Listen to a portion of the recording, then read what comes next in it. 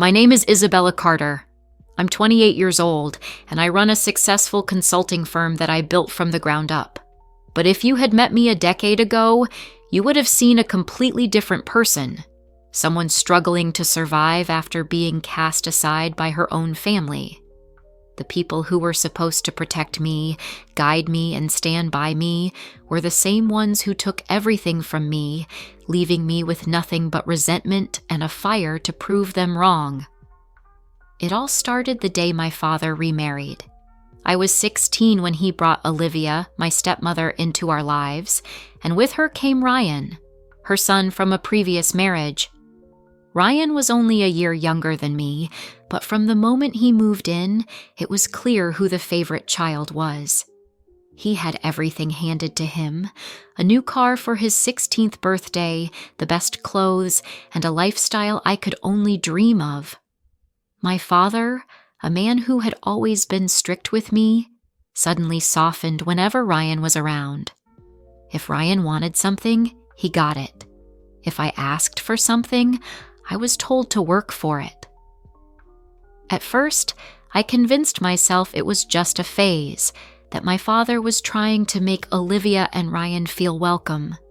But as years passed, I realized the truth. I had been replaced. My father treated Ryan as if he were his own blood, while I became more like an outsider in my own home. It wasn't just about favoritism. It was about being slowly pushed out of the picture. The breaking point came when my grandfather passed away. He had been the only one in the family who truly cared about me, the only one who saw through my father's neglect. In his will, he left me a significant portion of his estate, enough to secure my future, to give me the opportunities I had always dreamed of. For the first time in my life, I felt like things might finally turn in my favor. But I was wrong. I'll never forget the day I came home from school, excited to discuss my inheritance. Instead of congratulations, I was met with cold, indifferent stares. My father sat in the living room, Olivia by his side, Ryan smirking from across the room. That smirk, it was the same one he always wore when he got his way. My father's voice was calm, too calm. "Isabella, we've decided that the money would be better used for the family as a whole," he said, as if my future was some group project I had no say in. I felt my stomach drop. "What do you mean we decided? That money is mine." Olivia sighed, shaking her head as if I were a child throwing a tantrum. "Isabella, you're young. You don't know how to handle that kind of responsibility. Your father will manage it for you." Ryan leaned back, arms crossed. "Yeah, don't stress. We'll use it wisely." The way he said we sent a chill down my spine. It was then that I realized I had already lost. The inheritance had been taken from me before I even had a chance to claim it. My father, the man I had looked up to for so long, had stolen my future and handed it to his new family, and there was nothing I could do about it. That night, I packed my bags and left. I walked out of that house with no money, no support, and no idea where I was going. But as I stepped into the cold night, one thought burned in my mind. One day, I'll make them regret this. I had nowhere to go, no backup plan, no safety net. As I stepped out of that house for the last time, the weight of betrayal sat heavy in my chest. I didn't cry. I didn't beg. I didn't look back. If they had the nerve to steal my future, then I would carve out my own, even if I had to do it from nothing. I spent the first few nights in a cheap motel, living off the little cash I had saved from my part-time job. I stared at my phone, fingers hovering over my father's contact, wondering if he'd even care that I was gone. But the days passed, and he never called. Neither did Olivia. And Ryan? I was certain he didn't even notice my absence. To them, I had been nothing more than an inconvenience, a shadow they could easily erase. I knew I had to find a way to survive. With no degree, no inheritance, and no family to fall back on, I had only one thing left: my determination. I took on every job I could find: waitressing, cleaning, even working overnight shifts at a warehouse. The exhaustion was unbearable, but every dollar I earned felt like a victory, a small step toward proving that I didn't need them. Months turned into years. I worked tirelessly, saving every cent I could. I took online business courses whenever I could afford them, studying in between shifts, determined to make something of myself. I watched others rise with the help of family wealth, while I clawed my way up from the bottom with nothing but sheer willpower. And slowly, I started building something real. By the time I was 23, I had saved enough to start my own consulting firm. It was small at first, just me, a laptop, and a few clients I had networked with over the years. But I knew how businesses worked. I had studied them, learned their weaknesses, understood what made them succeed and what made them fail. And within a few years, my company grew beyond what I ever imagined. I was no longer the girl who had been discarded like an afterthought. I was Isabella Carter, CEO, entrepreneur, and self-made success. The name Carter was no longer a burden. It was a warning, a reminder that I didn't need them, that I had built an empire from the very ashes they left me in. And then, just when I had finally buried the ghosts of my past, my phone rang. I didn't recognize the number, but something in my gut told me to answer. "Isabella?" The voice on the other end was one I hadn't heard in years. Cold, authoritative, and laced with the same entitlement I had spent a lifetime resenting. My father. For the first time in over a decade, he had reached out. But I knew better than to believe it was out of love. And I was right. He wasn't calling to apologize. He wasn't calling to make amends. He was calling because he needed me. I didn't say anything at first. I just held the phone to my ear, letting the silence stretch between us. Part of me wanted to hang up right then and there, but curiosity, or maybe some deep-rooted need to hear him squirm, kept me on the line. "I know it's been a long time," my father continued, his voice carefully measured, like he was choosing his words with caution. "But we need to talk." "We?" I almost laughed. There was no we anymore. That ended the night I walked out with nothing but a suitcase and a promise to myself. "What do you want?" I asked flatly, my voice devoid of warmth.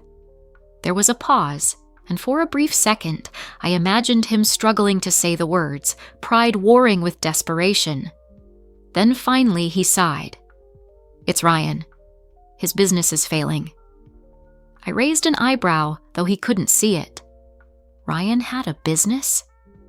"He put everything into it," my father continued. "Invested most of his money, but things didn't go as planned, and now he's drowning in debt." A smirk played on my lips. So the golden boy wasn't so golden after all.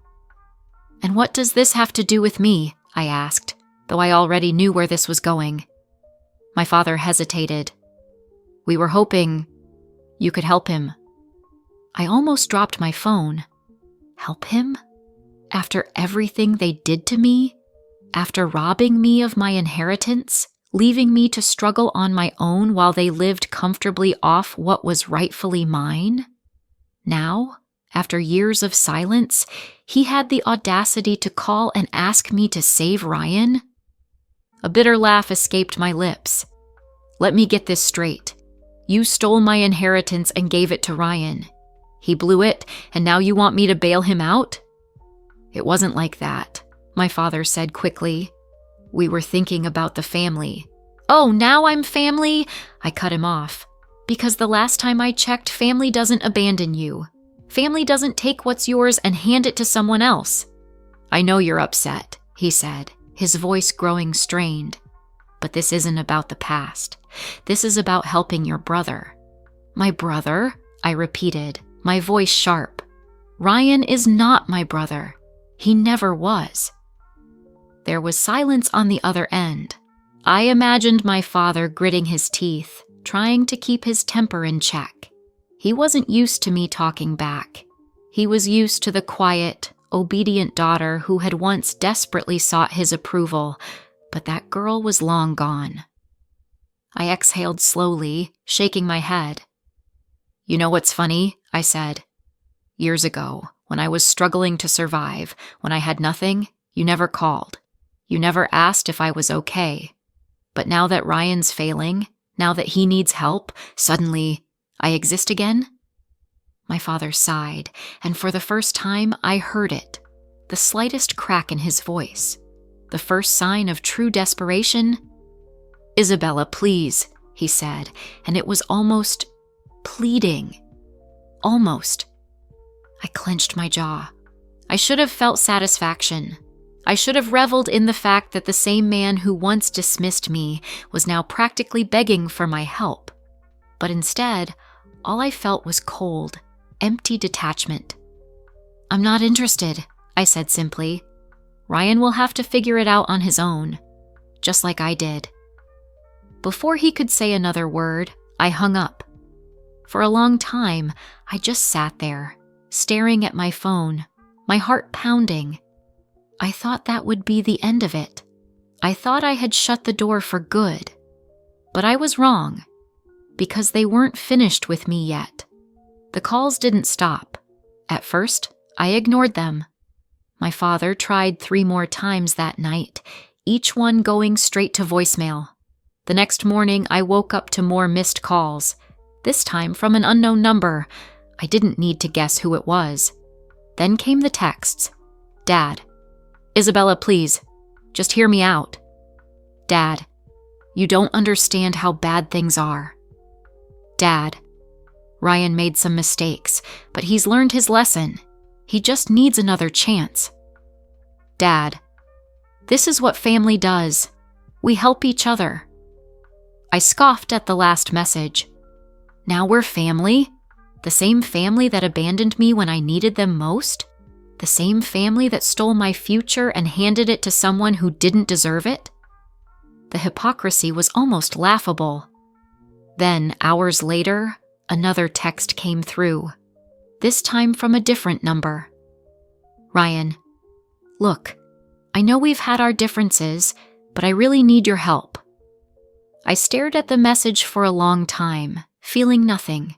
No anger, no satisfaction, just emptiness. Had our differences? That was an interesting way of saying I took everything that was meant for you and never looked back. I locked my phone, tossing it onto my desk as I leaned back in my chair. My office was quiet, the city lights flickering outside the large window behind me. 10 years ago, I had nothing. Now, I sat at the top of a company I built from scratch. Every single thing I had, I earned. Alone. They had no idea who I had become.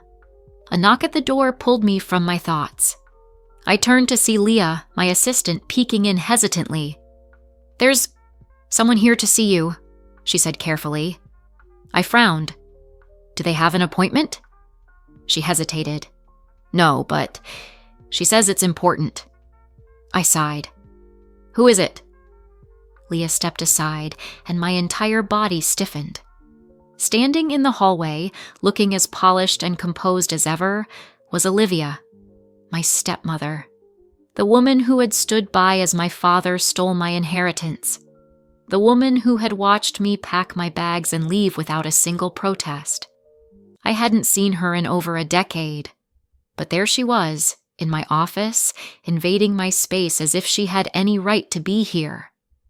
I straightened, keeping my face blank. "Let her in." Leah nodded and stepped aside. Olivia walked in slowly, her heels clicking against the polished floor. She looked exactly the same, elegant, refined, and full of carefully rehearsed expressions.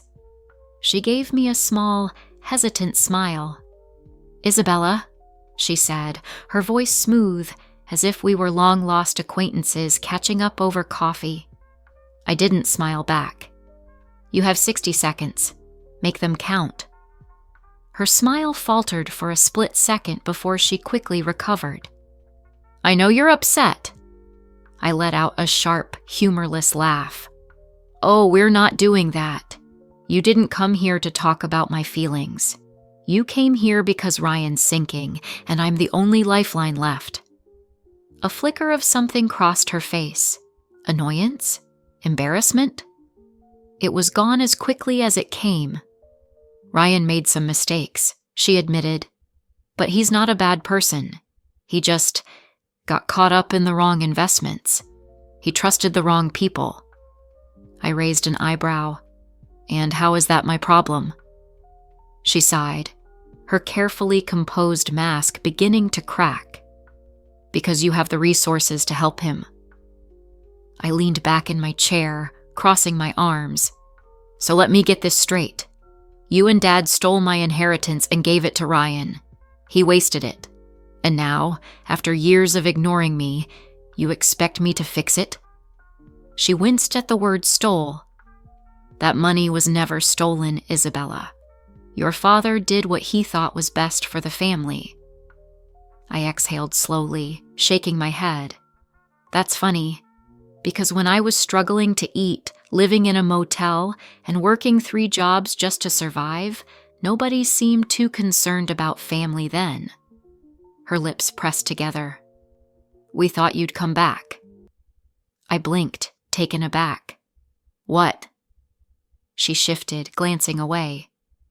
Your father always believed you'd struggle for a bit and eventually realize that you needed us, that you'd come home and everything would go back to normal. I stared at her, stunned by the sheer arrogance of it all. You really thought I'd come crawling back after you took everything from me? She looked at me then, and for the first time, I saw something real in her expression. Regret. Maybe even shame. We didn't think you'd make it on your own. My stomach tightened, a slow wave of rage simmering beneath the surface. They never thought I'd survive. They never thought I'd succeed. They expected me to fail, to struggle just enough to come running back, desperate for their approval. I took a slow, deep breath, keeping my voice even. Well, I did. And now, you're the ones who need me.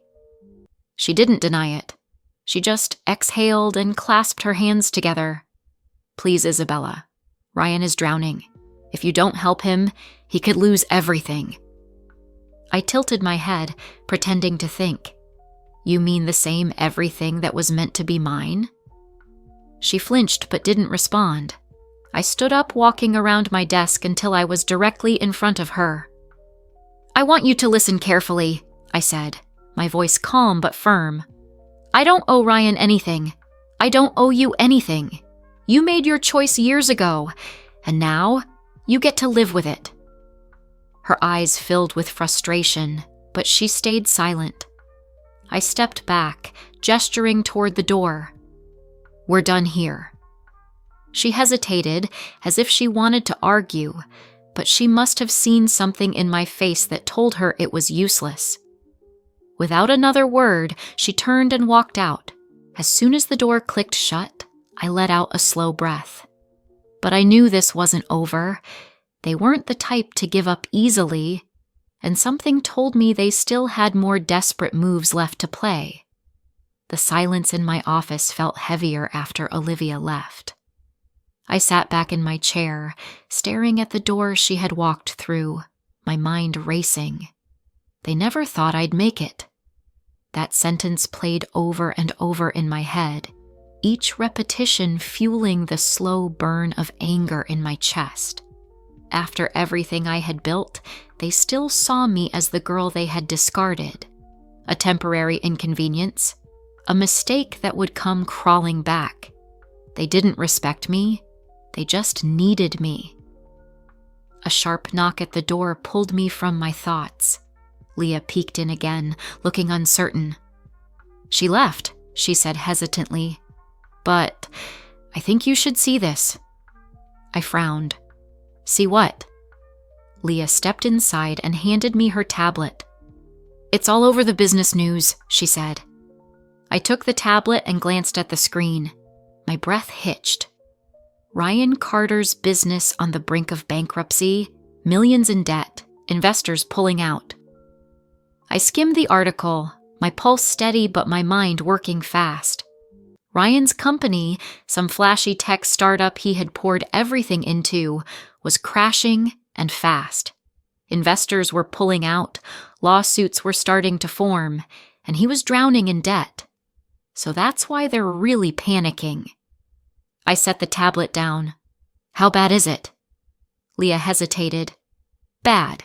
He overpromised and underdelivered. His last product launch was a disaster, and customers are demanding refunds. There are rumors of mismanaged funds, too." I exhaled through my nose. Mismanaged funds? Typical. Ryan had never been responsible with money, and now it was coming back to haunt him. Leah shifted on her feet. "You're not actually considering helping him, are you?" I looked at her, a smirk tugging at my lips.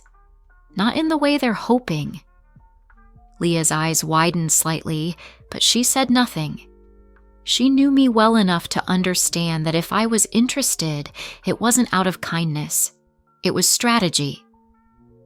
I leaned back in my chair, fingers tapping against the desk. They thought I'd fail. They stole from me, threw me away, and never looked back. And now, they were desperate enough to come crawling. Helping Ryan wasn't an option, but taking back what was mine, that was an opportunity I couldn't ignore. That night, I couldn't sleep. Not because of guilt or second thoughts. No, those emotions had burned away years ago.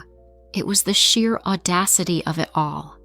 The nerve they had to come to me, expecting me to fix the very mess they created. I lay in bed, staring at the ceiling, memories flooding back. The night I left, bags packed with whatever little I owned. The way my father barely looked at me as I walked out the door, as if I was nothing more than a passing inconvenience. The cold, dismissive way Olivia had told me, "This is for the best, dear. You'll understand someday." Well, I understood now. They never thought I'd amount to anything. That was the truth behind it all. They assumed I'd struggle, that life would break me, and when I had nowhere else to turn, I'd come crawling back, grateful for whatever scraps they threw my way. And yet, here I was, successful, independent, untouchable, and they were the ones begging me for help. A bitter smile curled my lips. I had no intention of saving Ryan, but I was done letting them dictate the narrative. Sitting up, I grabbed my phone and sent a text. "Me. Find out exactly how much Ryan owes. Every loan, every debt, every lawsuit. I want details." A few minutes later, my phone buzzed with a reply. "Leah. On it. I'll have everything by morning." I exhaled, setting my phone down. They took my inheritance, thinking I'd never fight back. Now, I was going to take everything. The next morning, Leah walked into my office, a folder in her hand and a look on her face that told me she had found exactly what I was looking for. She shut the door behind her and placed the folder on my desk. "It's worse than I thought," she said, crossing her arms. "Ryan is drowning, not just in business debt. He took out personal loans too, big ones. He used his shares as collateral, and if he defaults, he loses everything." I opened the folder, scanning through the numbers. Millions. He was beyond saving. No investor in their right mind would touch him now. "How long does he have?" I asked, flipping through the documents. "A few weeks at most," Leah said. "Maybe less if his lenders push for liquidation sooner." I tapped my fingers against the desk, thinking, if I wanted to, I could sit back and watch him lose everything. Let him crash and burn like they all feared. But that would be too easy, too merciful. I had a better idea. "Can I buy the debt?" I asked, looking up at Leah. She blinked, then slowly smirked. "I was hoping you'd say that."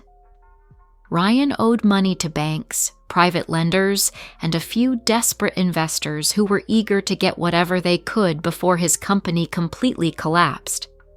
If I moved quickly, I could buy out a majority of his debts, becoming his biggest creditor, which meant, when he inevitably failed, everything he owned would belong to me, including whatever was left of my stolen inheritance. Leah leaned against the desk. "You're planning something, aren't you?" I smiled, cold and sharp. "I'm just making sure I get back what's mine." She nodded. "I'll start reaching out to his creditors." I glanced at the folder again, my mind already working through the next steps. For years, they had treated me like I was nothing. Now, I was going to make sure they remembered exactly who I was. The process moved faster than I expected. Money had a way of making things happen quickly, especially when people were desperate. Within days, Leah had secured deals with several of Ryan's creditors. His business debts, personal loans, piece by piece, they were falling under my control. By the end of the week, I owned the majority of what Ryan owed. It was almost too easy. I sat in my office, looking over the final contracts, when Leah placed a fresh document on my desk. "It's done," she said simply. "You're now Ryan's biggest creditor. If he can't pay up by the deadline, everything, his shares, his company, his assets, becomes yours." I exhaled slowly, tapping my nails against the sleek surface of my desk. "Does he know yet?" Leah smirked. "Not yet. His lawyers are probably scrambling right now, trying to figure out who bought him out." I smiled. "Good. Let him sweat a little." I leaned back, my eyes scanning the contract. This wasn't just business. It was justice. For years, my father and Olivia had propped Ryan up, using my stolen inheritance to pave his way. He had been given everything on a silver platter, while I had been left to fend for myself. And now, I was the one holding his future in my hands. Leah's phone buzzed, and she glanced at the screen before raising an eyebrow. "Speak of the devil," she said. "Your father is calling." I chuckled. "Let him wait." She silenced the call and crossed her arms. "So what's next? Are you going to tell them?" I considered it for a moment. "No," I said finally. "Not yet." Leah tilted her head. "You want to let them figure it out on their own?" I smiled, slow and calculated. "I want them to feel it, the panic, the helplessness, the way I did when they took everything from me." She nodded approvingly. "Cold. I like it." I glanced at the clock. It wouldn't be long now before my father, Olivia, and Ryan realized the truth, that the person they had underestimated, the one they had thrown away, was now the only one who could decide their fate. And I had no intention of making it easy for them. The fallout came faster than I expected. By noon the next day, my phone was flooded with calls. My father, Olivia, even Ryan's lawyer. They were all scrambling for answers. But I ignored every single one. Let them sit in their confusion. Let them wonder. Then, just after 3 p.m., Leah stepped into my office, barely holding back a grin. "Your father's here," she said, "and he's not alone." I didn't even have to ask. I already knew. "Send them in," I said calmly, folding my hands on my desk. A moment later, the door swung open. My father walked in first, his face tense with barely concealed frustration. Olivia followed, her usual grace tainted by unease, and then there was Ryan, his arrogant confidence nowhere to be found. He looked rattled, his skin pale, his lips pressed together. I let the silence drag for a moment before speaking. To what do I owe the pleasure? My father's jaw tightened. Don't play games, Isabella. I raised an eyebrow. Oh, but I thought you loved games. You played one with my future, didn't you? His nostrils flared, but he held himself back. We need to talk. I gestured to the chairs in front of my desk. Go ahead. They hesitated, but eventually they sat. Ryan's fingers twitched against his knee. He was nervous. Good. We know what you did, Olivia finally said, her voice careful, measured. You bought Ryan's debts. I tilted my head. Did I? Ryan exhaled sharply, gripping the arms of his chair. Cut the act, Isabella. We know it was you. I let the corner of my mouth curve upward, but I said nothing. My father leaned forward, his expression dark. What is this about? He asked, his voice heavy. Revenge? I considered the word. Revenge. It sounded so simple, but this was so much more. I exhaled slowly, my gaze locking onto his. This is about balance, I said. You stole from me. You left me with nothing. Now I own everything that matters to you. Ryan clenched his jaw. You can't just take my company. Oh, but I can, I cut in smoothly. And I already have. If you can't pay back what you owe by the deadline, every single one of your assets belongs to me. His face paled further. You wouldn't. I leaned forward slightly, lowering my voice. You think this is a game? You played with my life. You took what was mine. Now, I'm just returning the favor. Silence filled the room. For the first time, my father looked uncertain. He had always been the one in control, the one who dictated the terms. But now, he was sitting across from the daughter he had discarded, realizing that he had underestimated me. Finally, Olivia spoke again. Isabella, she said, her voice softer now, almost pleading. You've made your point, but this will ruin Ryan completely. I looked at her, completely unmoved. That's not my problem. She inhaled sharply. Please, she said, leaning forward. We were wrong, okay? We made mistakes, but we're still family. I smiled, cold, calculated. Now you want to talk about family? I let out a quiet laugh, shaking my head. No, Olivia.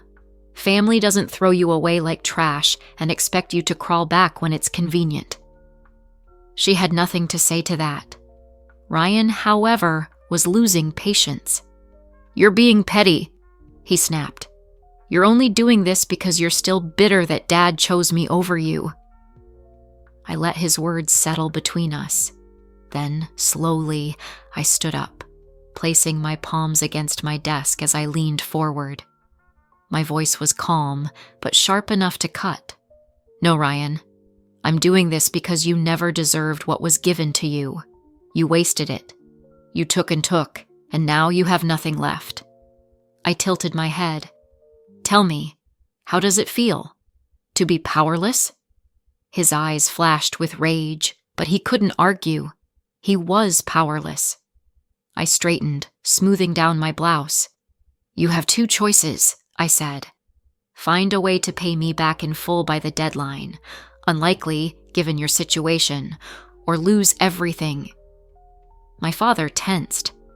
Isabella, I'm done here, I interrupted. You can show yourselves out. Leah, who had been standing silently by the door, stepped forward and pulled it open.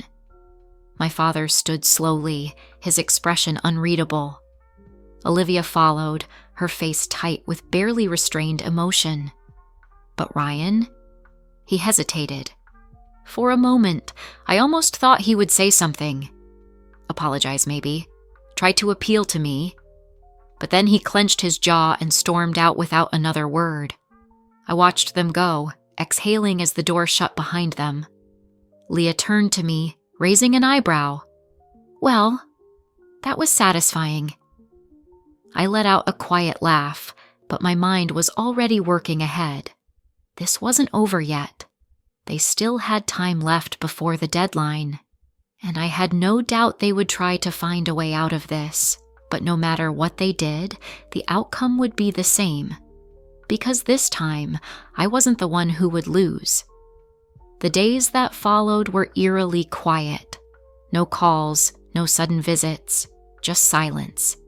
But I knew better than to believe they had given up. My father wasn't the type to accept defeat, and Ryan, he was too arrogant to admit he had lost. Still, it was amusing watching them scramble in the shadows, trying to come up with a way to undo what I had done. Leah kept me updated, feeding me every desperate move they made. "They're reaching out to investors," she said one morning, casually sipping her coffee as she leaned against my desk. "Trying to find someone willing to bail Ryan out?" I smirked. "Let me guess. No one's interested?" She grinned. "Not a single bite. Ryan's name is too toxic right now. The investors who haven't already backed out are treating him like a financial plague." I chuckled, flipping through a report in front of me. "And what about my father?" Leah's grin faltered slightly. "He's trying to liquidate some of his assets. Quietly. I think he's considering paying off Ryan's debts himself." I arched an eyebrow. That was interesting. My father was wealthy, but even for him, covering Ryan's losses would put a serious dent in his finances. If he was actually considering it, it meant he was more desperate than he wanted to admit. I closed the report and leaned back in my chair. "Let him try." Leah tilted her head. "You don't want to stop him?" I smirked. "Oh, I'll stop him. But not yet." She chuckled. "Cold." I shrugged. "Calculated." Leah's phone buzzed, and she glanced at the screen. Her smirk widened. "You're going to love this." She turned the phone toward me. "Ryan just posted a statement online." I raised an eyebrow and took the phone from her hands. The statement was long, but I only needed to read a few lines to understand his angle. "Ryan Carter speaks out, the truth about my company's struggles."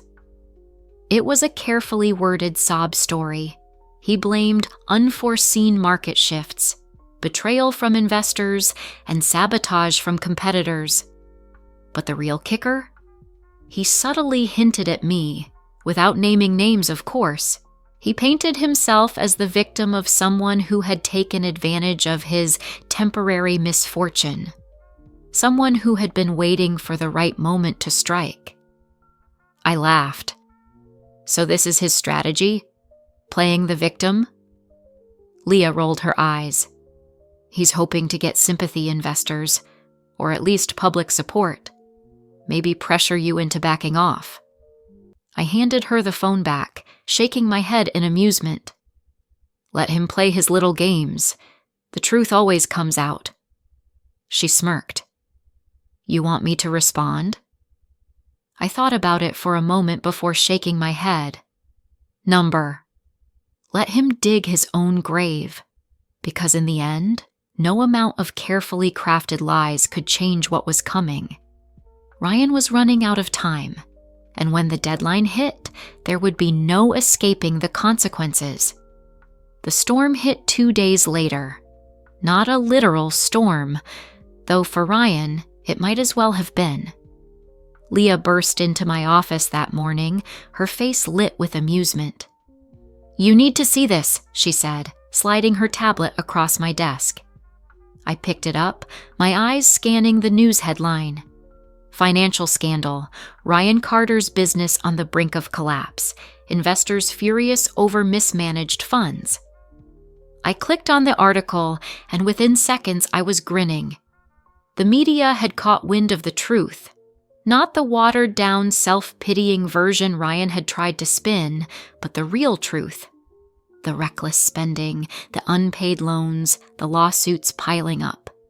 Everything Leah had uncovered was now splashed across every financial news site, exposing Ryan for the fraud he was.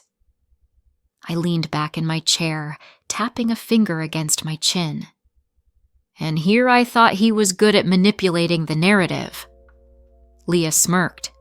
Turns out people don't like being lied to. Investors are furious. The ones who stuck around after his pity campaign, they're pulling out now. I exhaled slowly, absorbing the weight of it all. Ryan wasn't just failing, he was crashing publicly, and no amount of PR spin could save him now. I scrolled further, my eyes catching something interesting. His biggest investor is suing him. Leah nodded. Yep. Apparently, he promised them returns he knew he couldn't deliver. They're claiming fraud. I let out a low whistle. This was even better than I had expected. Just then my phone buzzed. I didn't even need to check the screen. I already knew who it was. My father. I let it ring. Then it rang again and again. Leah raised an eyebrow. You going to answer? I took my time, watching the screen until the fourth call came through. Then finally I picked up. I didn't say anything. I let him speak first. Isabella. My father's voice was sharp, controlled, but underneath I could hear it. The panic. The desperation. We need to talk, now. I leaned back in my chair, a slow smile playing on my lips. Oh, and why is that? A pause. Then, a strained exhale. You know why? I let the silence stretch between us. Let him feel it. Then, in the calmest voice I could manage, I said, I'll think about it. And before he could say another word, I hung up. Leah let out a low laugh. Damn. I placed the phone on my desk, my fingers tapping against the surface. Tell me, Leah, how does it feel to watch them squirm? She grinned. Satisfying. I smiled. Good. Because we're not done yet. The deadline was closing in, and when it arrived, I would be there, ready to take back everything. The next day, my father showed up at my office unannounced. Leah barely had time to warn me before the door swung open, and there he was, standing in the doorway like he still had the power to command my attention. But this time, he didn't look like the man I had grown up fearing. He looked exhausted, stressed, like a man watching everything slip through his fingers. Isabella, he said, his voice measured, but I could hear the tension underneath. I leaned back in my chair, completely at ease. You're getting sloppy, Father. No appointment? His jaw clenched. This isn't a game. I raised an eyebrow. Isn't it? He stepped further inside, closing the door behind him. His movements were slow, controlled, calculated. But that was the thing about my father. He always thought he was the smartest one in the room. I came to make a deal, he said finally. I laughed, shaking my head. A deal? You must be desperate. I'm being practical. He stepped closer, placing both hands on my desk as he leaned forward. You've made your point. You backed Ryan into a corner, but this, he gestured vaguely, this public humiliation, the lawsuits, you don't want this kind of mess attached to your name. I tilted my head, pretending to consider it. And what exactly are you offering? I'll pay off Ryan's debt, he said, voice firm. Every cent. You get your money back, and in return, you walk away. You don't take his company. You don't destroy his future. We all move on. I stared at him for a long moment, then leaned forward slightly, lowering my voice. You still don't get it, do you? His brow furrowed. Isabella, this was never about the money. I exhaled slowly, watching as realization dawned in his eyes. You took everything from me. Everything. You stole my inheritance and handed it to Ryan like I never existed. You thought I'd stay quiet. That I'd disappear. I let my voice drop even lower. But I didn't. And now, I hold all the cards. His hands curled into fists against my desk. You think taking his company will fix the past? No, I said simply. But it'll make damn sure history doesn't repeat itself." He inhaled sharply, composing himself. "You're making a mistake." I smiled, slow and deliberate. "Number, I'm correcting yours." Silence stretched between us. For the first time in my life, my father had nothing to say. Then, after what felt like an eternity, he straightened. His expression hardened, his voice turning cold. "If you do this, you're cutting ties with this family forever." I met his stare head on. "You cut those ties years ago." Something flickered in his eyes, something almost like regret. But it was gone just as quickly. Without another word, he turned and walked out, leaving the door open behind him. Leah appeared in the doorway, arms crossed. "Well, that was dramatic." I exhaled, shaking my head. "He's bluffing." She smirked. "Of course he is, but it was fun watching him try." I nodded, but my mind was already moving forward. The deadline was almost here, and when it came, I wouldn't just be taking Ryan's company, I'd be closing the door on my past, for good. The day of reckoning arrived sooner than I expected. Ryan's company had reached the final stage of collapse.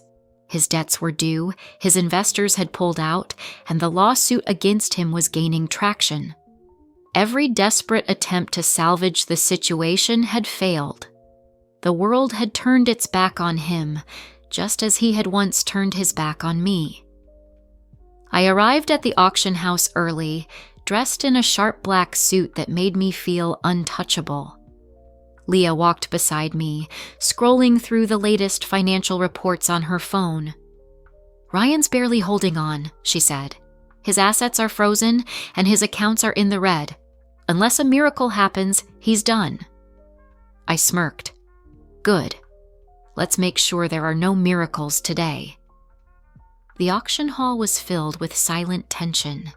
Investors, business rivals, and curious onlookers filled the seats, waiting for the bidding to begin. At the front, Ryan sat slumped in his chair, looking like a man who hadn't slept in days. My father sat beside him, his expression unreadable, but I could see the tightness in his jaw. When I entered, all eyes turned toward me. Whispers spread through the room like wildfire. I took my seat, calm and composed. I wasn't here to negotiate. I wasn't here to show mercy. I was here to win. The bidding began, and I let the vultures fight amongst themselves for a while. The numbers climbed, but I knew none of them were truly committed. They were just testing the waters, seeing how far they could push. Then, when the moment was right, I raised my hand. A single bid. A number that silenced the entire room. Ryan's head snapped up, his face paling as he realized what was happening. His eyes locked onto mine, wild with panic. He turned to my father, desperate. "You have to stop her," he hissed. My father's expression was stone cold. For the first time in his life, he had no power here. I watched the auctioneer scan the room, waiting for a counterbid. None came. The gavel came down. Sold. It was over. I had taken back everything they had stolen from me. Ryan shot up from his seat, storming toward me. "You..." His voice shook with fury. "You did this on purpose. You wanted to ruin me." I stood, meeting his glare with a steady gaze. "No, Ryan. You ruined yourself." He clenched his fists, breathing heavily. "This isn't fair." I let out a short laugh. "Fair? You want to talk about fair?" I stepped closer, lowering my voice so only he could hear. "Was it fair when you took what was mine? When you let our father erase me from my own family?" I leaned in just slightly. "You were given everything, Ryan, and you wasted it." He had no response, only the quiet, suffocating realization that he had lost. My father finally stood, placing a hand on Ryan's shoulder. His face was unreadable, but there was something different in his eyes. a quiet understanding that for once he had backed the wrong person. I turned away, walking out of the auction hall with Leah by my side. The past was finally behind me, and the future, it was mine to shape. The silence that followed my victory was deafening. No more desperate calls, no last-minute schemes, just the weight of reality settling in for Ryan and my father. Leah and I stepped outside, where the evening air felt crisp and electric. She exhaled a laugh, shaking her head in disbelief. "You actually did it." I glanced at her, a slow smirk forming. "Of course I did." She chuckled. "Yeah, I don't think Ryan even fully understands what just happened." I didn't respond. Instead, I turned back toward the entrance of the auction hall. Through the glass doors, I could see Ryan still standing there, frozen in place, his shoulders hunched in defeat. My father stood beside him, his usual composure cracked. For the first time in my life, I saw him as small, as powerless. I expected to feel triumphant, to revel in the moment. But instead, I felt nothing. No anger, no regret, no satisfaction, just closure. I turned away and walked toward my car. Leah followed, her heels clicking against the pavement. So what now? I opened the car door and leaned against it. Now, I do what they never thought I could. She raised an eyebrow. "Which is?" I looked at her, my voice steady. "Move on." Leah nodded slowly. "And Ryan?" I let out a quiet breath, thinking about it for a moment. Then I shook my head. "He's not my problem anymore." And I meant it. For years, Ryan had been a storm cloud hanging over me, always looming, always taking. But now, he was nothing more than a man who had lost his way. A man who had been given everything and still found a way to ruin it. I wasn't going to waste another second on him. As I got into the car, Leah slipped into the passenger seat, looking at me with a knowing smile. "You're free now." I gripped the steering wheel, exhaling slowly. "Yes," I said softly. "I am." And for the first time in my life, I truly believed it. The days that followed were eerily quiet. No more battles to fight, no more schemes to unravel, just an open road ahead, free from the weight of my past. Ryan and my father had tried to reach out a few more times, but I ignored every call, every message. I had nothing left to say to them. Their desperation was no longer my concern. Instead, I focused on what truly mattered, building something of my own. I sat in my new office, overlooking the city skyline. The view was breathtaking, a constant reminder of how far I had come. This wasn't just a company I had won in an auction. It was a symbol of everything they had tried to take from me. But I had reclaimed it, and now I was going to make it better than Ryan ever could. Leah walked in, holding a folder. "So, you're really going through with it?" I took the folder from her, flipping through the details. Plans to restructure, to fix the mess Ryan had left behind, to turn this into something real. I nodded. Yes. If there's one thing I learned from all of this, it's that I don't just want revenge, I want success. Leah grinned. I like this version of you. Not just proving them wrong, but proving yourself right. I smiled, setting the folder down. Exactly. For the first time in my life, I wasn't driven by anger or a need for validation. I was driven by purpose. I spent the rest of the day meeting with the team, my team. These weren't Ryan's cronies, the yes men who had helped him run everything into the ground. No, I had brought in new people. People with real vision. People who believed in building something instead of just taking. And it felt good. Late that evening, I stood by the window staring out at the city. A notification buzzed on my phone, another missed call from my father. I deleted it without a second thought. I wasn't looking back anymore. My story had always been about survival, about reclaiming what was stolen. But now it was about something much bigger. It was about becoming unstoppable. A few months passed, and everything began to fall into place. The business was flourishing, slowly but surely. The company I had once claimed from the ashes of Ryan's failure was now thriving under my leadership. I had done it. I had turned everything around, and it felt surreal, almost too good to be true. I'd made my own path, built my own legacy. No longer was I defined by my father's mistakes or Ryan's incompetence. I was no longer the shadow in my family's eyes. I was the one people came to for advice, the one who made things happen. I leaned back in my chair one afternoon, gazing at the latest financial report on my desk. Leah walked in, holding 2 cups of coffee, a small grin on her face. "You look like you're about to take over the world," she said, setting one of the cups down in front of me. I smiled, taking the coffee. "Maybe I already have." She chuckled. "Well, if you haven't noticed, it looks like Ryan's still trying to figure out how to get his life back together. The creditors aren't exactly letting up." I shrugged, taking a sip of my coffee. "I told you, he's not my problem anymore." Leah raised an eyebrow. "True, but there's something else you should know." I looked up at her, intrigued. "What now?"